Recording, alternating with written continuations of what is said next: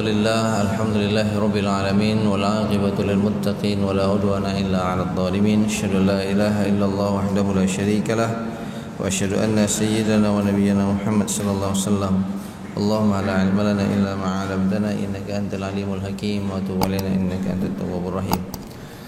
Wa qala Allah ta'ala fil Qur'anil Karim, a'udzu billahi minasyaitonir rajim, ya ayyuhalladzina amanu taqullaha wa dharu ma baqiya minar riba in kuntum mu'minin. Shadaqallahul 'azim.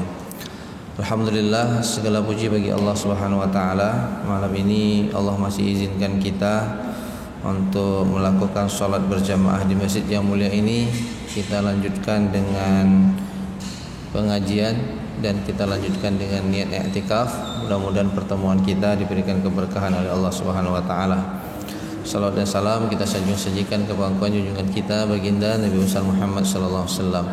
Bapak Ibu yang dimuliakan oleh Allah Subhanahu wa taala, kalau mengikuti kajian sebelumnya, maka pada malam ini insyaallah kita akan masuk ke dalam pembicaraan tentang akad jual beli.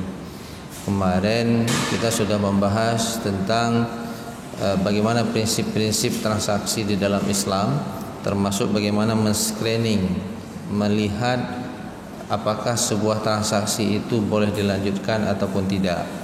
Nah, jemaah yang dimuliakan oleh Allah Subhanahu wa taala, judul ini akan cukup panjang untuk kita bahas dalam beberapa pertemuan, tapi saya juga teringat karena Jumat kemarin saya tidak hadir, sedangkan Jumat sebelumnya ada materi yang belum selesai dan sebagian jemaahnya hampir sama saya lihat yang datang, jamaah subuh Jumat ya.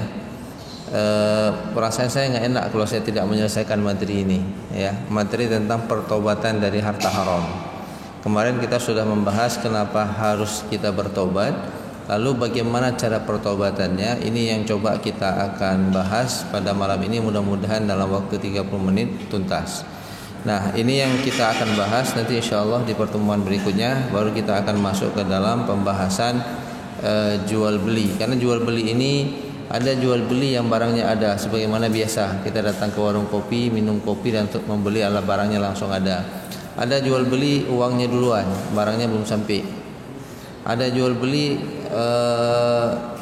barangnya sudah ada, sudah kita nikmati, bayarannya cicilan. Lalu ada juga jual beli bukan barang yang diperjualbelikan tapi jasa.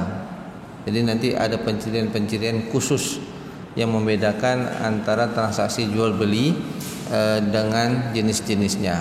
Nah, jemaah yang dimuliakan oleh Allah Subhanahu wa taala, nah malam ini kita akan fokus sedikit. Saya akan review, mungkin ada jemaah yang tidak mengikuti di awal kajian tentang pertobatan harta haram ini, bahwa jemaah yang dimuliakan oleh Allah, harta haram itu banyak, sumber harta haram itu banyak. Ada sumber yang kita dapatkan dari sesuatu yang sudah diharamkan jelas oleh Allah, riba salah satunya. Walaupun hari ini sudah ada yang mempermasalahkan konon lembaga keuangan syariah supaya tidak diterapkan di Aceh secara sempurna. Jadi lembaga konven itu sudah tetap ada dan eksis di Aceh. Masih ada orang yang ingin kembali kepada praktek riba. Di saat kita punya kewenangan hari ini untuk bebas dari riba. Riba diharamkan oleh Allah Subhanahu wa taala.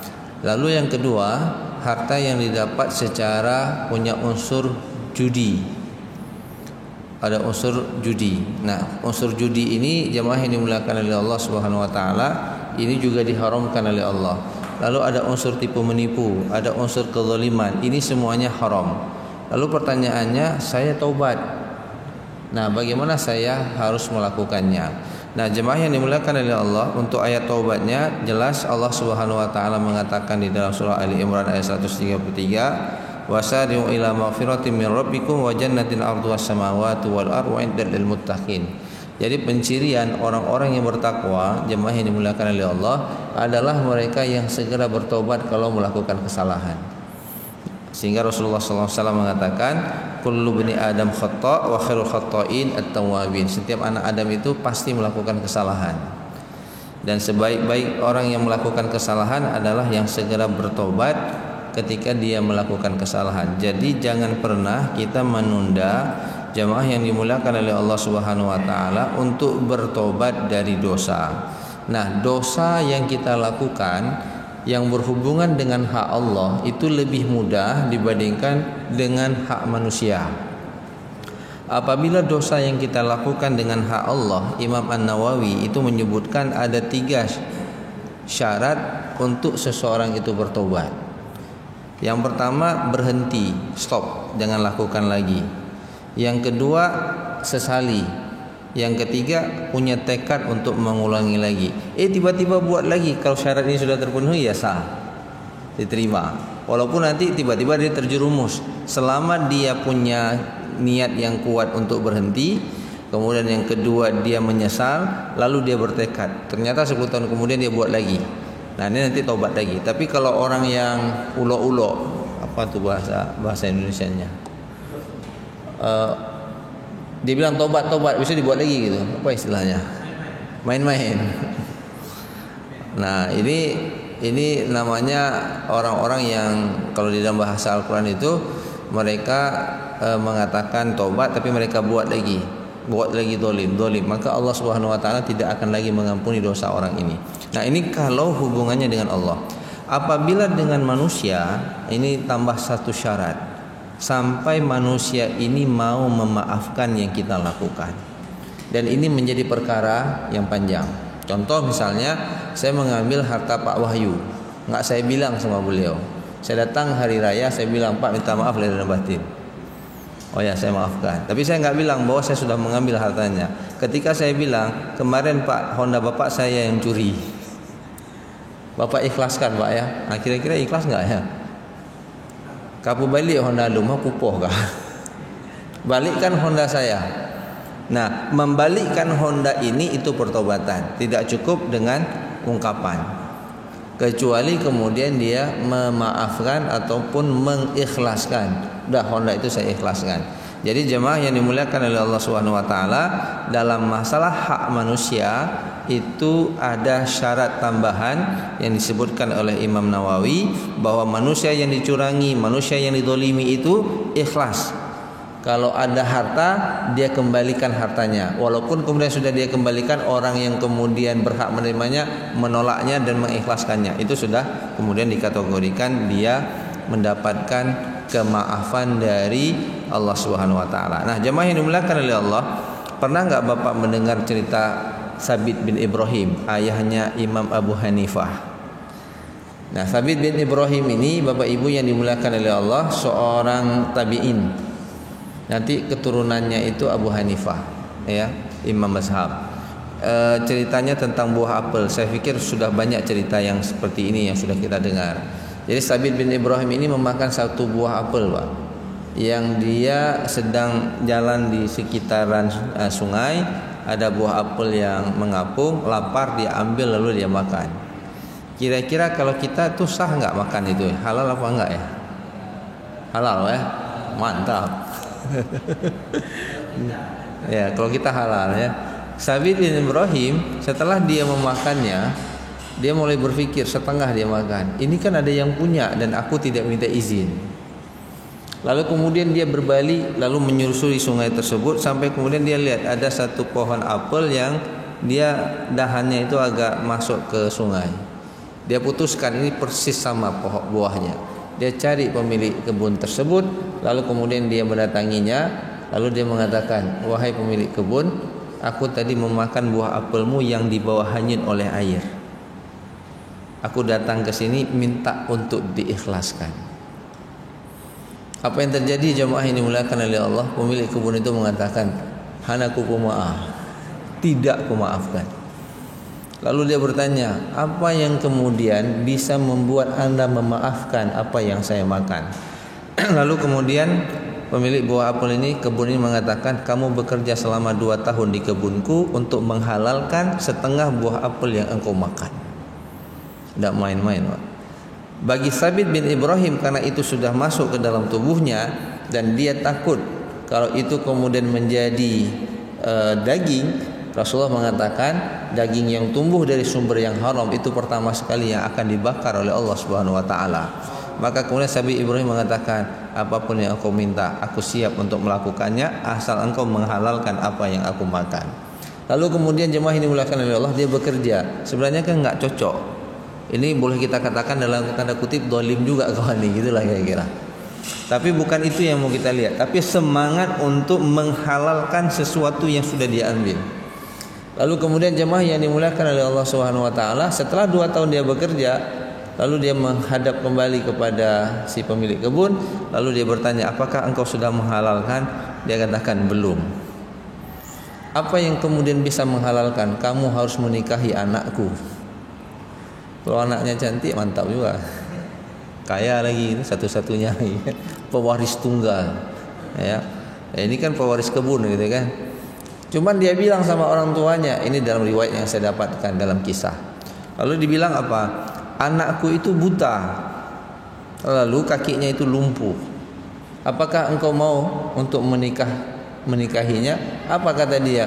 Kalau itu kemudian bisa menghalalkan yang aku makan, aku siap untuk menikahinya. Jemaah yang dimuliakan oleh Allah Subhanahu wa taala, terjadi pernikahan. Setelah pernikahan si orang tua pemilik kebun ini mengatakan, "Itu rumah itu ada anakku di dalam, masuklah kamu ketemu sama dia." Maka ketika dia ketemu, terkejut dia, malah dia lari balik-balik. Kok enggak buta? Lalu kenapa tidak lumpuh? Lalu dia mengatakan, "Anakku ini dia terawat dengan sangat baik. Matanya itu aku katakan buta karena dia tidak melihat sesuatu yang diharamkan. Aku rawat dia. Kakinya itu kukatakan lumpuh, dia tidak keluar kecuali atas izinku." Nah, jemaah yang dimuliakan Allah, lalu orang tua mengatakan, "Orang yang sepertimu inilah yang layak untuk mendapatkan anakku." Dari pernikahan ini lahirlah Imam Abu Hanifah. Jadi, jemaah yang dimuliakan oleh Allah, keturunan yang soleh itu lahir dari sumber yang soleh. Jadi kalau makanan kita salah, maka walaupun anak kita soleh, salah juga dia buat. Kenapa? Terlalu banyak asupan makanan yang haram. Nah, jemaah yang dimuliakan oleh Allah Subhanahu wa taala, jadi Abu Hanifah itu ya anaknya dari ataupun juga nama Abu Hanifah namanya Nu'man bin Thabit. Nama ayahnya Thabit bin Ibrahim.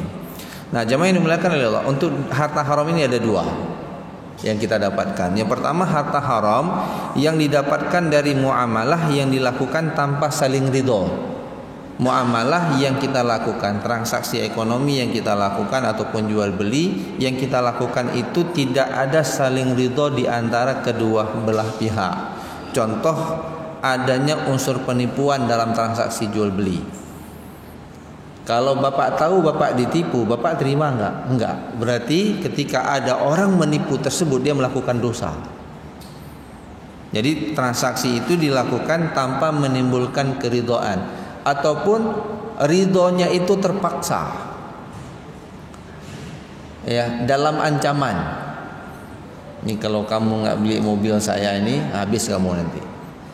Ya, jadi diancam dengan sesuatu yang kemudian dia harus melakukan transaksi tersebut. Nah, orang yang mengancam ataupun orang yang melakukan tindakan penipuan, maka jemaah yang dimuliakan oleh Allah Subhanahu wa taala, dia harus bertobat. Lalu pertanyaannya, bertobatnya bagaimana? Nah, ini insyaallah akan kita bahas. Yang kedua, harta haram yang didapatkan dari muamalah yang didasarkan atas saling ridho, namun bertentangan dengan nilai-nilai syariah. Ustadz, utang saya berapa? 1 juta. Oh, nak bisa, saya perlu uang ni 1 juta. Nanti waktu saya kembalikan saya lebihin sikit, 1.200.000. Oh, boleh juga.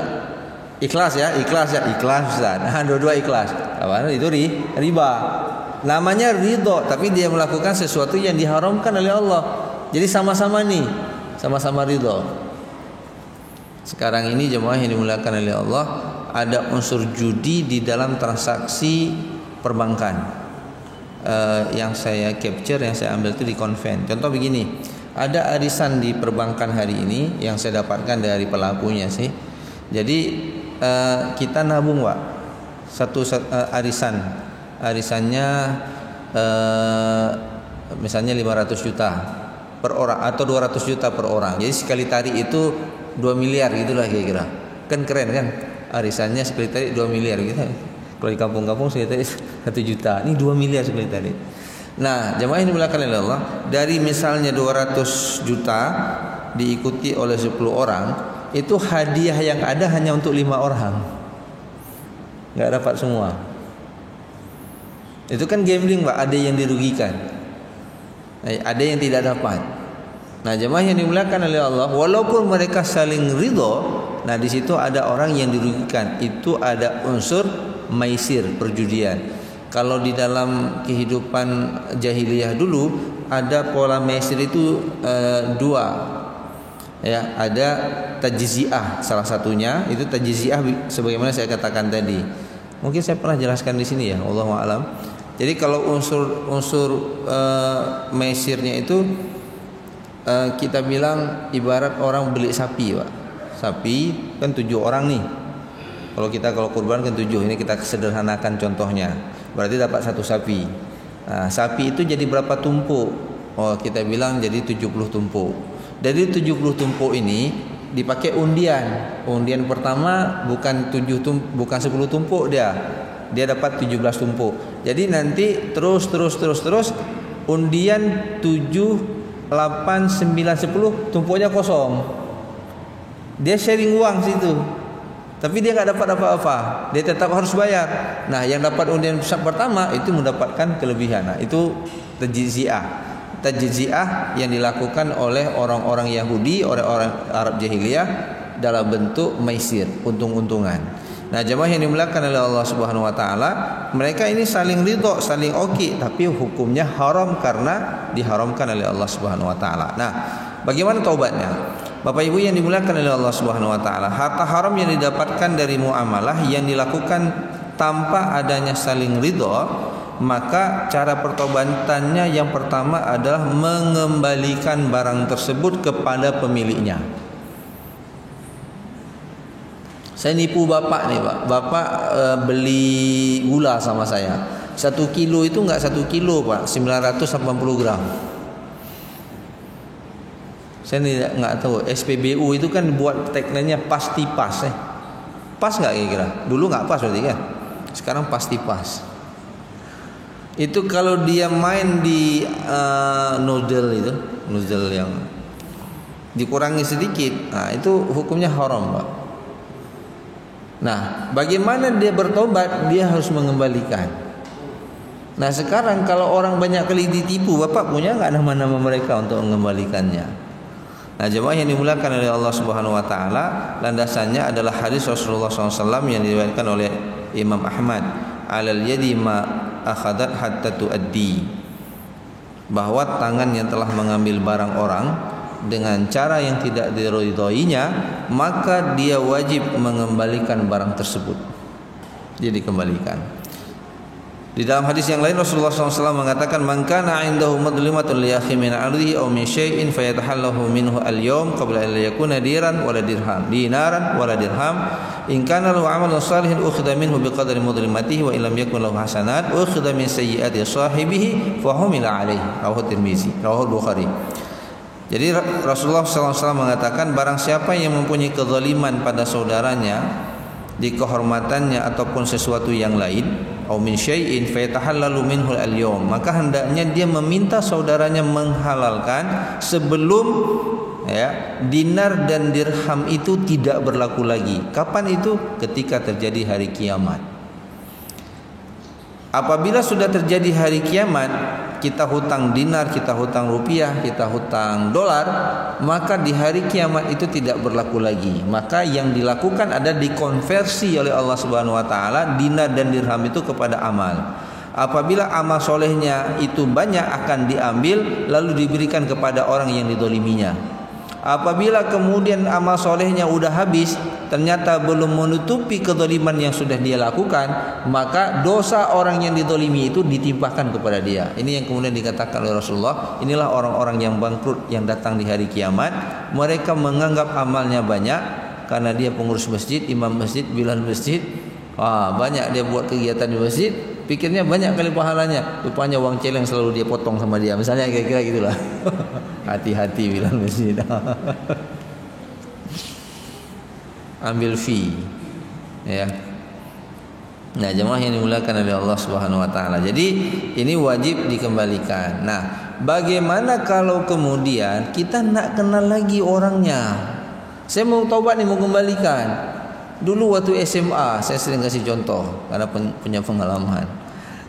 Makan bakwan 10 bayar 5. Ibu kantin tak tahu dia. Atau makan bakso kan, tambah kuah, tambah terus. Lagi orang ini je kopi pancung, buah takar pancung, dia tambah lah bacuk tu, tambah kopi bacuk tu. Hendak habis je kopi. Kopi pancung ada bersama. Jadi jemaah yang dimuliakan oleh Allah, bagaimana itu taubatnya? Nah, jemaah yang dimuliakan oleh Allah, ini berdasarkan apa yang dilakukan oleh Ibnu Mas'ud. Jemaah yang dimuliakan oleh Allah Subhanahu wa taala, beliau itu beli budak, ya. Setelah transaksi budaknya, dia ngambil uang ke dalam kamar. Pas dia keluar, pemilik budaknya udah lari, udah pergi. Mungkin terlalu lama, mungkin dia tunggu. Hari tinggal itu. Lalu jemaah yang dimuliakan oleh Allah, Ibnu Mas'ud nunggu selama 1 bulan. Budaknya langsung dipakai, udah transaksi. Cuma uangnya aja belum ditransfer. Gitulah kira-kira. Uangnya belum dikasih. Dia pakai terus budaknya. Lalu kemudian karena dia merasa berat ini, ada hutang yang belum kebayar, dia ambil uang ini, dia bawa ke masjid. Lalu dia mengatakan, harga budak ini kusedekahkan untuk masjid ini atas nama pemilik budak. Jadi sebenarnya pemilik budak itu menyedekahkan uang harga budak yang diberikan oleh Ibnu Mas'ud ke masjid. Tapi kemudian dia buat syarat, apabila nanti pemilik budak itu datang, dia meminta harga budak yang sudah aku berikan ke masjid, maka aku berikan dia 2 pilihan. Pilihan pertama, apabila kemudian dia mengambil budak tersebut, lalu dia minta uang harga budak tersebut, maka aku katakan sudah kusedekahkan atas namamu di masjid tersebut. Kalau tidak percaya, datang ke masjid, lihat ada enggak pengumuman nama kamu di sana. Itulah kira-kira. Kalau kamu kemudian tetap tidak mau, kamu ingin tarik uang, maka niatnya kuubah. Yang sudah kuberikan itu menjadi niatku. Aku yang bersedekah, maka kuberikan uang yang lain untukmu. Nah, ini kemudian dijadikan jemaah yang dimuliakan oleh Allah landasan. Apabila kita tidak tahu lagi berapa banyak orang yang sudah kita zalimi, karena kita dagang, kita kurangi tekanan timbangan, kita kurangi ukuran semuanya. Nah, maka ketika kita bertobat, kita hitung, Pak. Kira-kira berapa banyak udah kerugian yang kita buat. Oh, ternyata 10 juta. Ambil tuh uang 10 juta, lalu sedekahkan ke masjid. Niat kita menutupi semua kekurangan uang orang yang sudah kita zalimi. Landasan kedua, ada kisah saya lupa pada masa khalifah yang mana ya. Pasukan perang, habis perang itu kan menang, dapat ghanimah. Nah, dapat ghanimah. Yang satu ini cabak dia, bukan cabak apanya, pemain juga lah kira-kira. Jadi yang namanya harta ghanimah itu, Pak, kan dikumpulkan dulu baru dibagi. Dia enggak. Yang dia ambil terus, yang dibagi ya ditaruh gitu. Ibarat orang kurban juga. Nyo sebuah tumpuk, jika 2 buah tumpuk langnya kaico. Jadi dia sudah ngambil harta ghanimah. Jadi sedang dia pungut-pungut, yang bisa masuk terus gitu kan. Dia kumpul dia. Lalu ketika dibagi dia dapat. Jadi dia dapat beberapa mata, benar kira-kira. Ini pemain. Nah, setelah beberapa tahun kemudian dia taubat. Dia merasa berdosa. Dia datangi panglima perang. Dia datangi panglima perang itu, ya. Dia mengatakan, aku dulu ketika engkau menjadi pemimpin pasukan, ketika engkau menyuruh kami mengumpulkan harta ghanimah, aku sudah mengumpulkannya. Tapi ada yang aku ambil yang tidak aku bilang sama kalian. Hari ini aku takut sama Allah, aku ingin bertobat. Maka kembalikan harta ghanimah ini sama kamu. Dijawab, hang ku terima wong lun. Nasihat dia tak mau terima. Kenapa? Kalau saya terima, berarti kan saya harus kumpulkan balik semua pasukan perang untuk saya bagi ini. Sedangkan mereka enggak tahu lagi di mana. Ada di antara mereka yang sudah meninggal dunia. Nah, jemaah yang dimuliakan oleh Allah, bingung ini. Maka dia nanya sama salah seorang ulama pada waktu itu, saya lupa nih masa khalifahnya. Tapi kalau saya cari kitab rujukannya nanti ketemu. Dia mengatakan, silakan kamu sedekahkan harta ini untuk semua nama pasukan perang yang Allah Maha tahu siapa nama mereka. Nah, inilah kemudian yang dijadikan landasan kalau kita bertobat dari harta haram yang kita sudah tidak tahu lagi di mana orangnya, maka kita bisa menyerahkan atas nama orang tersebut. Kalau namanya sudah tidak tahu, kita niatkan untuk kebaikan orang-orang yang kita zalimi. Ini yang pertama. Yang kedua, jadi kondisi hartanya didapatkan jemaah yang dimuliakan oleh Allah, tidak saling ridho, di mana kemudian hartanya itu bertambah. Jadi begini, kita nih dapat harta secara haram, ya kan? Lalu harta itu Bapak Ibu yang dimuliakan oleh Allah Subhanahu Wa Taala, kita investasikan, makin banyak dia. Gitu. Contoh kasus korupsi aja lah, kita bilang korupsi. Korupsi ini kan harta negara sebenarnya, dia harus dikembalikan ke negara. Kalau tidak dikembalikan ke negara, dikembalikan kepada masyarakat. Kita ambil dana korupsi nih, ya kan? Kita nggak ada yang korupsi di sini ya, karena nggak ada yang pejabat. Nanti dibilang yang pejabat, enggak juga, banyak ya. Artinya harta korupsi ini, dia ambil harta korupsi ketika dia punya jabatan, dia beli ruko. Ruko itu disewakan, dari harga sewa itu dapat ruko lagi. Nah itu kan, jadi harta haramnya itu berkembang, jadi bisnis yang mantap gitu. Dia beli mobil, mobil itu dijual atau dirental, terus tambah dia mobil kan. Nah sekarang dia tobat, gimana cara perlakuan hartanya? Nah jemaah yang dimuliakan oleh Allah Subhanahu Wa Taala, nah dalam hal ini ada dua, saya ambil dua mazhab di sini. Yang pertama pendapat ulama Syafi'iyah. Kita kan banyak ini di Indonesia, banyak pengikut Syafi'iyah.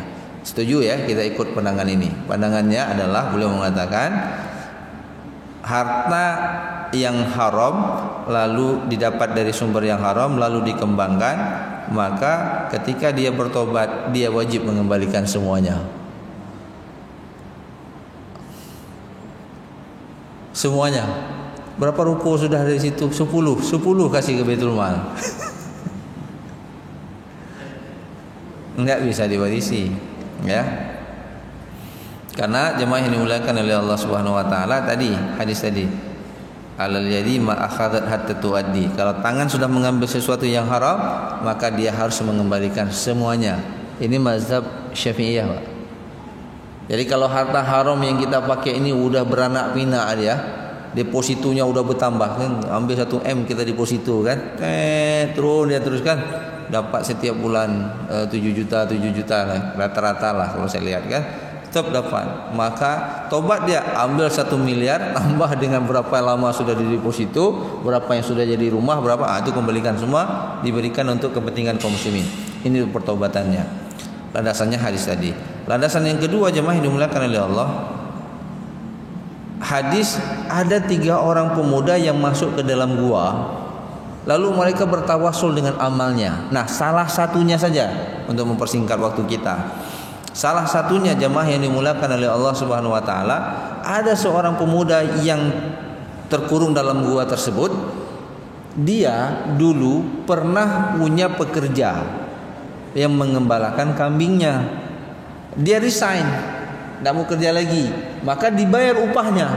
Ketika dibayar upahnya, nggak mau diambil sama dia, pergi terus dia. Ya, berapa kambingnya? 2 ekor. Agam sabuh, hidang sabuh. Gitulah kira-kira.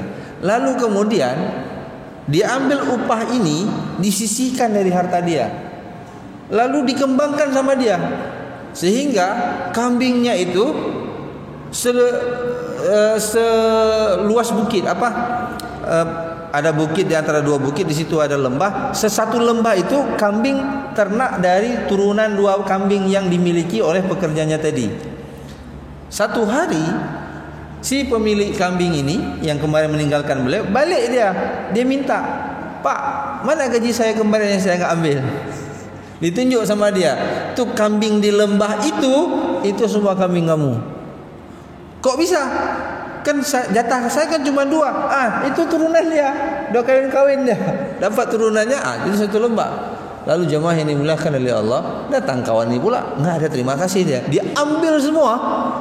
Dia ambil semua kambing tersebut, dia bawa, nggak disisakan satupun untuk dia yang sudah ngerawat kambing itu. Lalu dia mengatakan, "Ya Allah, kalau itu adalah amal soleh, buka itu pintu gua." Set, terbuka itu pintu gua. Ini dijadikan landasan oleh mazhab Syafi'iyah bahwa setiap harta yang kemudian jemaah yang dimuliakan oleh Allah ya dapat dari sesuatu yang tidak halal, maka kembalikan semuanya. Itu landasannya. Satu lagi biar lebih kuat. Rasulullah SAW memberikan uang 1 dinar kepada Urwah untuk membeli seekor kambing. Ini kehebatan uang dinar, Pak, uang emas. Pada masa Rasulullah, 1 ekor kambing itu 1 dinar. Sekarang 1 ekor kambing juga 1 dinar, Pak. Tidak terjadi inflasi. Itu kehebatan uang emas. 1 dinar itu 4,25 gram emas, Pak. 1 dinar 4,25 gram emas. Sekarang berapa harga emas? Kita bilanglah 1 gramnya hampir 1 juta. Nggak sampai ya, sekitar 600-700 ribu. 1 mayam, siapa yang baru nikah? Capek yang nikah sekarang. Ustaz nih kadang nih Pak Imam kita. Ya, 1 mayam mungkin sekitar 2 juta lebih ya.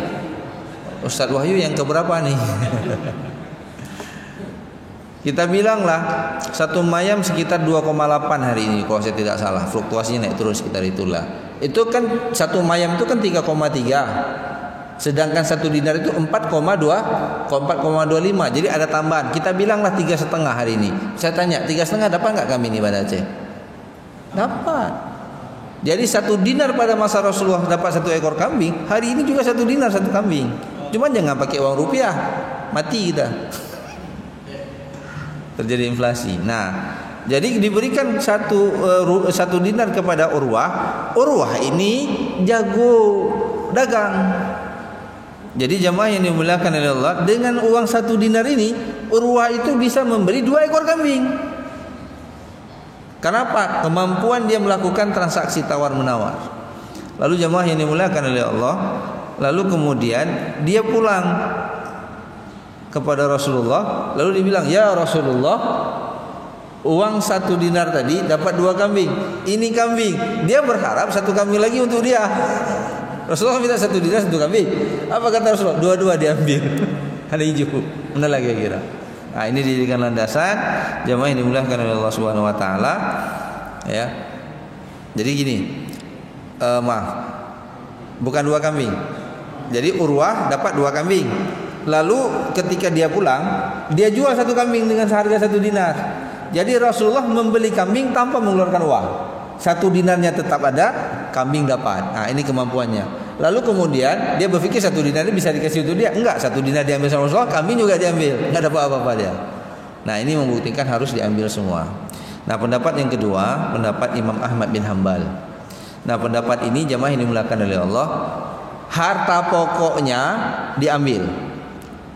Kalau tobat nih, misalnya nih korupsi, kita dari harta korupsi ini berapa? 1 miliar. Nah, kita tobat nih, maka korupsi 1 miliar ini itu diambil semua, dikembalikan semua untuk kaum muslimin ataupun diberikan kepada Baitul Mal. Keuntungan dari bisnisnya itu dibagi 2. Nah, landasannya apa? Jadi kalau Syafi'iyah tadi habis tuh, pokok untung semua diambil.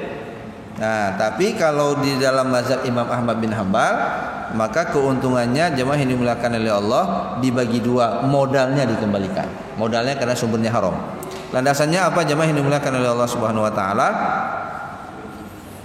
Kasus anaknya Umar bin Khattab yang dia pulang dari Basrah singgah di Mesir, lalu menuju ke kota Mekah. Sampai dia di Mesir, jemaah yang dimuliakan oleh Allah, gubernur Mesir itu menitipkan uang zakat sama anaknya Umar, Abdullah bin Umar. Lalu kemudian Abdullah bin Umar minta izin, hartanya harta zakat nih, dia minta izin. Ya wahai Amr bin As, kalau saya tidak salah gubernurnya pada waktu itu, boleh enggak harta zakat ini kujadikan modal, kubelikan barang di Mesir, nanti kudagangkan di kota Madinah, harganya kuberikan kepada Baitul Mal, sama gitu. Inilah dasarnya. Lalu kemudian diizinkan, dibawa pulanglah. Jadi uang yang dititipkan, uang zakat ini diberikan barang di Mesir, sampai di Madinah. Sebelum dia memberikan uang, dia mendagangkan barang itu, karena dia kan nggak punya lagi uang nih, karena sudah jadi barang. Barang itu barang zakat. Setelah dia transaksi semuanya, nah ada untung, maka dia datang kepada Umar, wahai Umar, wahai ayahku, katanya, ini titipan harta zakat dari Mesir sekian. Dan ini keuntungan dari bisnis yang kujalankan dari harta zakat ini. Umar tanya, wahai anakku, apakah, nah ini bicara tentang gratifikasi, apakah semua pasukan perang yang singgah di Mesir dititipkan harta zakat yang seperti ini? Tidak, hanya aku. Nah, kamu dititipkan karena kau adalah anakku. Engkau ini anakku, katanya. Kamu dapat untung. Apa kata Umar? Ambil harta tadi yang zakat pokoknya dengan keuntungannya, set, masukkan ke rumah Baitul Mal.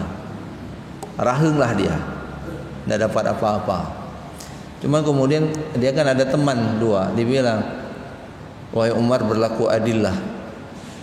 Kami bawa dari sana, jadikan itu jadi barang, kan ada resiko.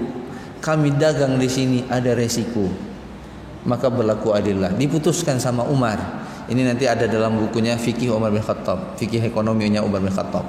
Apa kata Umar? Pokoknya kembalikan, keuntungannya bagi dua. Jadi pokoknya harta zakat itu masukkan ke Baitul Mal, keuntungannya setengah untuk kamu, setengah untuk Baitul Mal.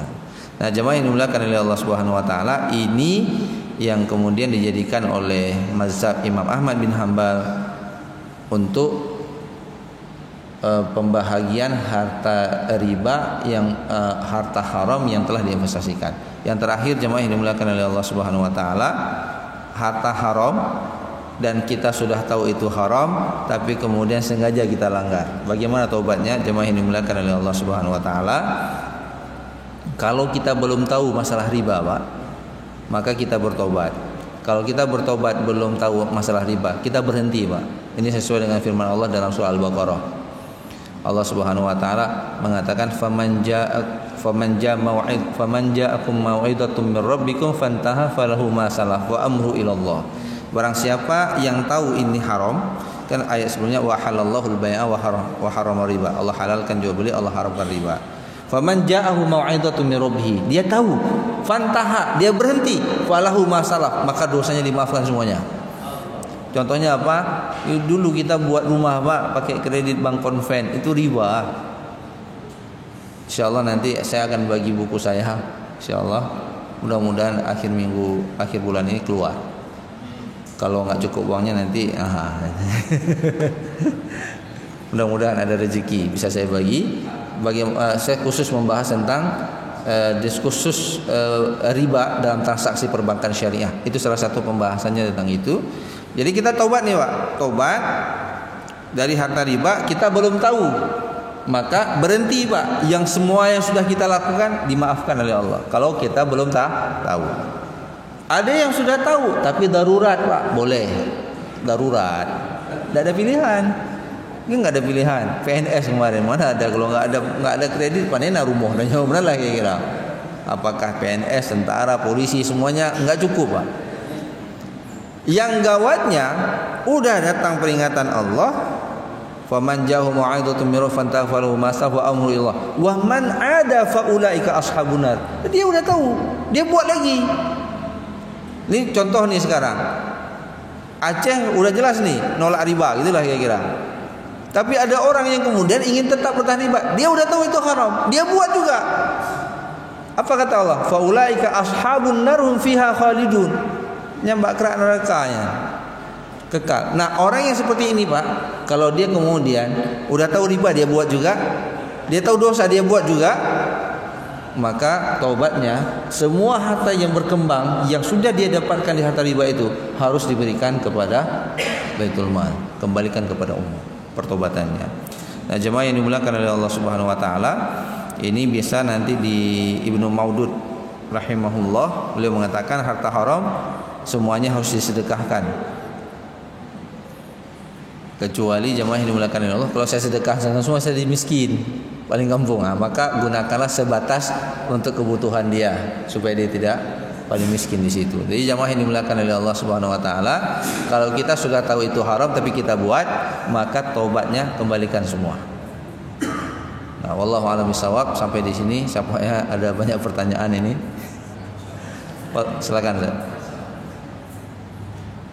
Assalamualaikum warahmatullahi wabarakatuh. Waalaikumsalam.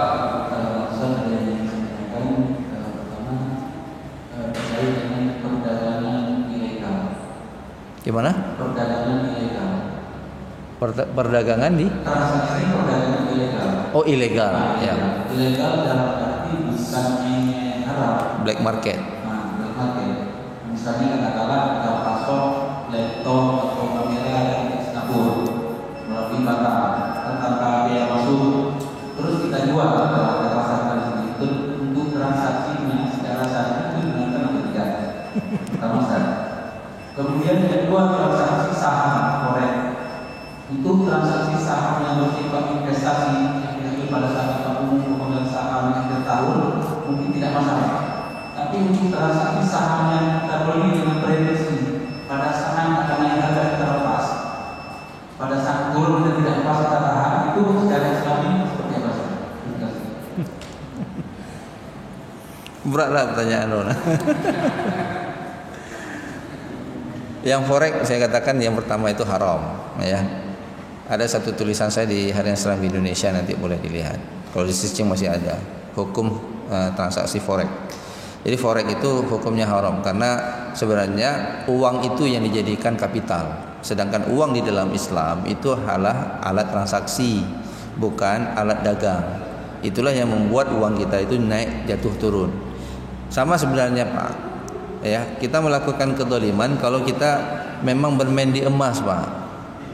Ada ini emas turun, beli. Kita tunggu nanti, kita berdoa, ya Allah naikkan dia harga emas, ya Allah. Pas naik harga emas ada orang korban kan?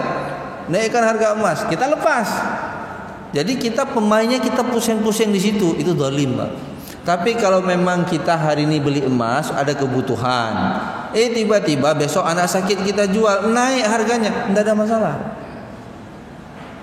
Ini sudah masuk ke kerangka bisnis, dia mutar di situ, Pak. Itu hukumnya haram. Dia beli dolar dengan berharap rupiah anjlok, kan cukup gawat urungnya. Ibu doa, ya Allah. Dia kayak orang lain mesepit. Ini hukumnya haram, Pak. Nah, tadi yang pertama itu ya, uang itu alat tukar, bukan alat dagang. Nah, ini ketika uang dijadikan alat dagang itu akan merusak harga.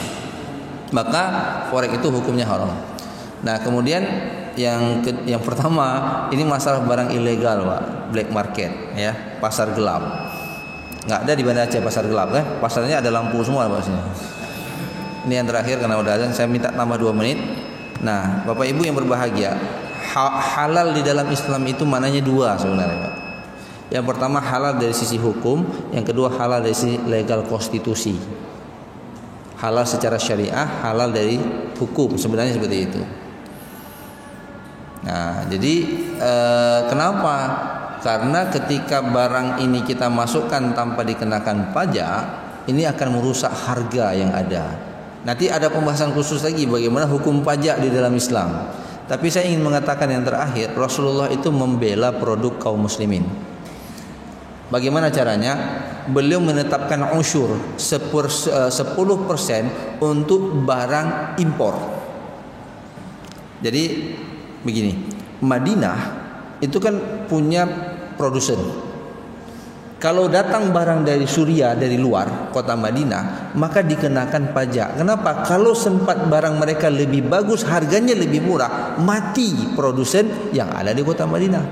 Maka dibela sama Rasul. Maka setiap barang masuk ke kota Madinah dikenakan usyur 10% supaya di sini bisa bersaing. Kalau barang kota Madinah keluar, itu dibebaskan pajak sama Rasulullah SAW. Ini pembelaan terhadap. Nah, sekarang di kita mati kita, Pak. Itu topi Aceh, bukan lagi di Aceh, bentar lagi dibuat di Cina. Nanti harganya ini topi Momplo atau yang murah. Datang barang dari Cina itu harganya 50.000, mati nggak produsen di sini? Sudah terjadi di ini pintu Aceh itu semuanya bukan dibuat di sini, Pak, dari Cina. Mereka kirim gambar kan, dibuat di sana, harganya masuk ke sini, harganya murah. Kita buat di sini, kalah saing kita sama mereka. Kenapa? Karena pasar bebas, tidak ada keberpihakan untuk membela kepentingan kaum muslimin. Ini juga ada problem. Nanti ada pembahasan khusus kita yang insyaallah akan kita bahas bagaimana sebenarnya pajak ataupun disebut dengan doribah di dalam Islam. Karena kemarin ada yang tanya, Ustaz, belum kerja dengan dua pajak, apakah ini haram hukumnya? Saya mau keluar katanya. Jadi Bapak Ibu yang berbahagia, insyaallah nanti kita akan kaji lebih jauh. Hadanallahu wa iyyakum. Assalamualaikum warahmatullahi wabarakatuh.